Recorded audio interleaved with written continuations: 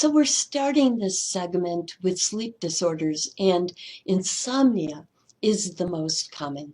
Insomnia is characterized by persistent problems falling or staying asleep. But not because you're anxious or excited, that is normal and should go away when your troubles are resolved or past. Insomnia involves problems falling or staying asleep for no particular reason. What are some of the common ways people try to self-medicate? What do you think? The most common ways are with alcohol or with over-the-counter sleeping pills, or worse yet, if they get their hands on prescription sleeping pills. Any of these really aggravate the problem by reducing REM sleep.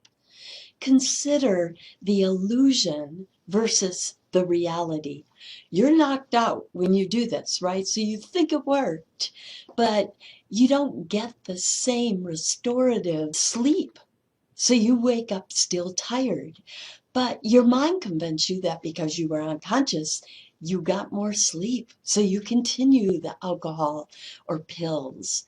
And then on top of that, there's the dependence, right? So next you find you need a higher dosage for that artificial mind-fooling sleep, right? So people take more and can really get into big trouble. Psychologists and good doctors recommend that you deal with insomnia in a number of more healthy ways. One, engage in relaxing activities before bedtime with a dimmer light. When I say a dimmer light, I mean one that you can dim and keep dimming, right? Even if you're reading and it gets difficult to read, if that becomes a problem, you can make it dimmer and use like magnifying glasses. But using a light and making it dimmer and dimmer. Avoid caffeine. And sorry guys, that includes chocolate.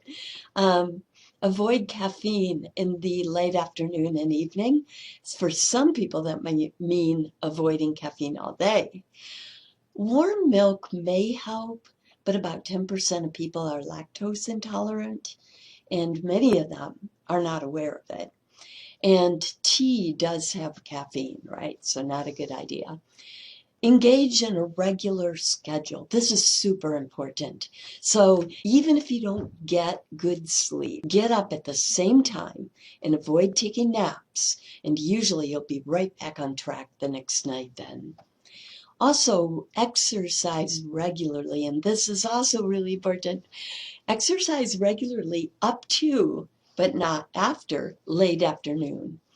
And finally, don't overreact. Sometimes some people need far less sleep, and that might be you. So just because you're not sleeping the number of hours that you think you should, it's more about how you feel.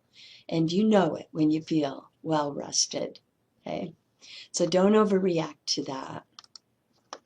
Narcolepsy is another sleep disorder. It's characterized by periodic, overwhelming sleepiness. Usually about 5-minute episodes of suddenly falling asleep out of nowhere. As you can imagine, driving is hazardous if narcolepsy is not treated. However, it's easily treatable with a drug. Sometimes people don't go for help because they are afraid that they'll lose their driver's license, but the opposite is true. You are more likely to lose your license, possibly after killing someone else, if you don't go for help. And with treatment, you can usually still drive, keep your license. Narcolepsy is at least partially genetic.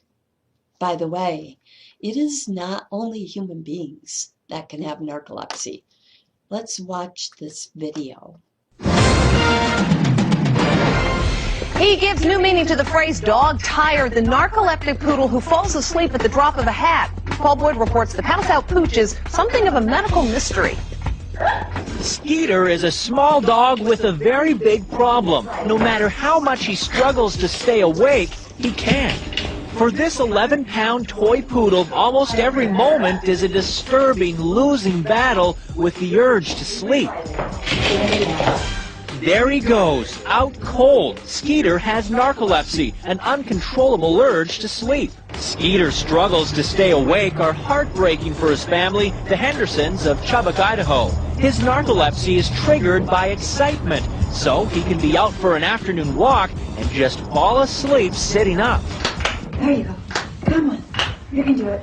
The tail-wagging prospect of jumping up on Shari Henderson's lap suddenly sets Skeeter snoozing. Come on. Oh. He's miserable. He looked like he was a prisoner in his body. He was like, please help me. You know, I'm trapped in this little furry white shell. When the Hendersons' grandson comes to play, Skeeter plays dead. Strangely, when Skeeter can be kept calm, that's when he seems able to stay alert.